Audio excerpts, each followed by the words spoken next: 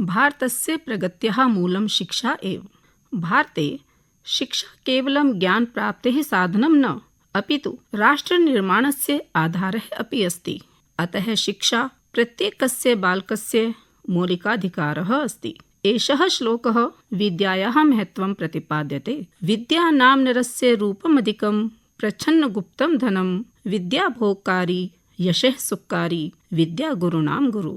भारत सदृशे विकासशील देशे शिक्षा बाल संरक्षणं च द्वौ अत्यन्तं महत्वपूर्णौ विषयौ स्तः। यद्यपि शिक्षा प्रत्येकस्य बालस्य मौलिकः अधिकारः अस्ति, तथापि बालश्रमः अस्य अधिकारस्य उल्लङ्घनं करोति। सहस्रशः बालकाः विद्यालयात् वञ्चिताः श्रमबन्धने पतन्ति। अद्यापि बहवः बालकाः विद्यालयं न प्राप्य श्रमकार्यं कुर्वन्ति। अस्माकं समाजे बालकाः अशिक्षायामेव श्रमं कुर्वन्ति। एषः बालश्रमः केवलं तेषाम् अधिकारभङ्गः न, अपि तु राष्ट्रस्य भविष्यस्य हानिः अपि। अतः 2009 वर्षे भारतसर्वकारेण राष्ट्रीय शिक्षा अधिनियमः प्रवर्तितः, यः बालश्रम निषेधेन सह बालहिताय कार्यं करोति। उचितम् अस्ति। साक्षरः पुरुषो नित्यं यत्र गच्छति पूज्यते, असाक्षरः कथं निन्द्यः सर्वत्र अवमाननं लभेत्। अतः राष्ट्रीय शिक्षा अधिनियमः तथा बालश्रम निषेधः इत्येतौ नियमौ बालहितरक्षणाय आवश्यकौ स्तः। यद्यपि एतयोः मध्ये गम्भीरः विरोधः दृश्यते। एकः अधिकाररक्षकः RTE, अन्य अधिकारभक्षकः बालश्रमः। वयं कीदृशः अधिकाररक्षकः भवेयम् एतस्य वर्णनं कुर्मः। राष्ट्रीय शिक्षा अधिनियमः, यः शिक्षा अधिकार कानूनं 2009 इति अपि ज्ञायते, भारते 6-14 वर्षाणां मध्ये बालकानां कृते निःशुल्कम् अनिवार्यं च शिक्षां प्रदातुं कानूनम् अस्ति। अयम् अधिनियमः 2009 वर्षस्य अगस्त मासस्य 4 दिनाङ्के पारितः अभवत्। 2010 वर्षस्य अप्रिल मासस्य 1 दिनाङ्कात् प्रवर्तमानः अभवत्। एतदनुसारं 6-14 वर्षवयस्कानां सर्वेषां बालकानां कृते निःशुल्का च अनिवार्या च शिक्षा प्रदत्तुम् अधिकारं दत्तवान्। अस्य विशेषताः सन्ति। शिक्षा अधिकार अधिनियमः भारतीय संविधानस्य अनुच्छेद 21A अन्तर्गतं बालकानां शिक्षायाः अधिकारं मौलिकम् अधिकारं करोति। अस्य अधिनियमस्य मुख्य उद्देश्य 6-14 वर्षाणां मध्ये सर्वेषां बालकानां सामाजिक आर्थिक पृष्ठभूमिं न कृत्वा निःशुल्कम् अनिवार्यं च शिक्षां प्रदातुं वर्तते। अन्य सर्वेषां सर्वकारीय निजी विद्यालयेषु मूलभूत सुविधाः प्रदातुम् अनिवार्यम् अस्ति। निजी विद्यालयः स्वस्य कुलसीटानां न्यूनातिन्यूनं 25% वञ्चितानां दुर्बलवर्गाणां च बालकानां कृते आरक्षिष्यन्ति। तेभ्यः किमपि शुल्कं न गृह्णन्ति। सत्यम् अस्ति, विद्यया अमृतम् अनुशते, अर्थात् शिक्षा एव जीवनस्य अमृतम्। अतः अस्मिन् अधिनियमे विद्यालयानां कृते केचन मानकाः अपि निर्धारिताः सन्ति, यथा छात्र-शिक्षकः अनुपातः, भवनानां स्थितिः, आधारभूतसंरचना यथा शौचालयः, पुस्तकालयः, खेलक्रीडायाः साधनानि अपि च भवेयुः। शिक्षायाः दृष्टिकोणः मानवीयगौरवस्य, समानतायाः, स्वतन्त्रतायाः च आधारेण भवति। शारीरिकदण्डात् मानसिकयातनाभ्यः भेदभावात् च बालकानां रक्षणस्य प्रावधानम् अस्ति। अस्मिन् अधिनियमे अमान्यविद्यालयाः निषिद्धाः सन्ति, तथा च सर्वे बालकाः मान्यताप्राप्तविद्यालयेषु शिक्षां प्राप्नुवन्ति इति सुनिश्चितं करोति। अधुना वयं बालश्रमस्य विषये चर्चां कुर्मः। बालश्रमः एकः सामाजिकः कलङ्कः। बालश्रमः 14 वर्षाणाम् अधः बालेन कृतं कार्यं निर्दिशति यत् तस्य शिक्षां विकासं बाल्यकालं च बाधते। अन्तर्राष्ट्रीय श्रम संगठनं ILO बालश्रमस्य परिभाषां करोति यत् किमपि कार्यं यत् बालकानां बाल्यकालात् तेषां क्षमतां, तेषां गौरवं च वञ्चयति, तथा च यत् तेषां शारीरिक मानसिक विकासाय हानिकारकं भवति, एतादृशं कार्यं बालकानां कृते नैतिकदृष्ट्या अपि भयङ्करं भवति। भारते बालश्रमः गंभीर समस्या अस्ति। यत्र कोटिकोटिबालाः बालश्रमं कुर्वन्ति, एषा गंभीर समस्या अस्ति। या संपूर्णे विश्वे विशेषतः विकासशील देशेषु विद्यते।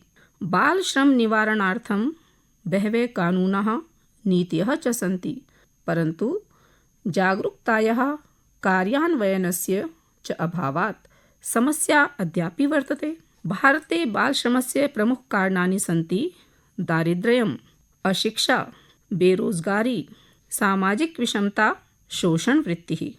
संयुक्तराष्ट्रसङ्घस्य अन्तर्राष्ट्रीय बालकोषस्य यूनिसेफ अनुसारं विश्वस्य अन्येभ्यः देशेभ्यः अपेक्षया अफ्रीकादेशेषु बालश्रमः सर्वाधिकः अस्ति। सूडान् गणराज्यम् इत्यादिषु दरिद्रेषु देशेषु देशस्य 25% अधिकाः जनाः बालमजदूररूपेण कार्यरताः सन्ति। भारते बालश्रमस्य अवरोहणक्रमेण शीर्षस्थाने उत्तरप्रदेशः, बिहारः, राजस्थानः, मध्यप्रदेशः, महाराष्ट्रः च सन्ति। सस्तौ श्रमः बालकानां सुलभप्रबन्धनं च कारणानि सन्ति यत् 14 वर्षाणाम् अधः बालकाः कारखानेषु नियोजिताः भवन्ति। देशस्य दुर्गमेषु प्रदेशेषु यथोचितं परिवारनियोजनं जागरूकता च अभावः समस्या भूत्वा अन्ततः बालश्रमं प्रति नयति। बालश्रमस्य प्रभावः। बालश्रमस्य बालकानां स्वास्थ्ये, शिक्षायां, भविष्यस्य अवसरेषु च नकारात्मकः प्रभावः भवति।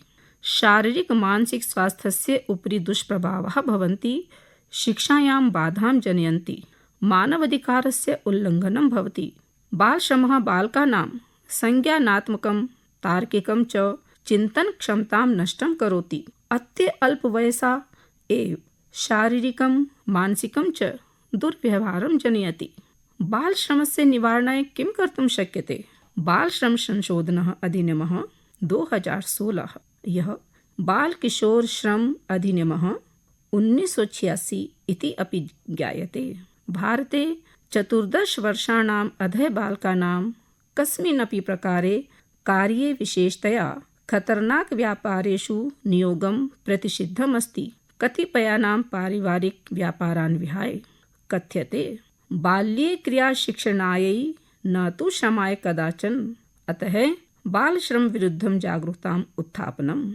2017 तमस्य वर्षस्य संशोधनेन बालानां कार्यसमयः, कार्यस्थितिः च बालश्रमः इति अपि निर्दिश्यते। अस्मिन् कार्ये शासनस्य, समाजस्य च महती भूमिका, यथा सर्वकारी प्रयासः यानी सर्वशिक्षा अभियानं, मध्याह्न भोजन योजना, पेंसिल पोर्टलः, बालश्रमस्य ऑनलाइन निगरानी, कन्या प्राणरक्षणं, कन्या शिक्षणं, बेटी बचाओ बेटी पढ़ाओ, बाल अधिकार संरक्षण राष्ट्रीय आयोगस्य स्थापना NCPCR, समग्र शिक्षा अभियानं, पूर्व प्राथमिकता माध्यमिकं पर्यन्तं गुणवत्ता शिक्षा, अभिभावकानां जागरूकता, उद्योगपतिभिः बालश्रमस्य त्यागः, स्वयं संस्थाभिः NGO पुनर्वास कार्यक्रमः, सामान्यजनैः सूचनादानं तथा विद्यालयं गच्छतु बालकः इति संस्कारः।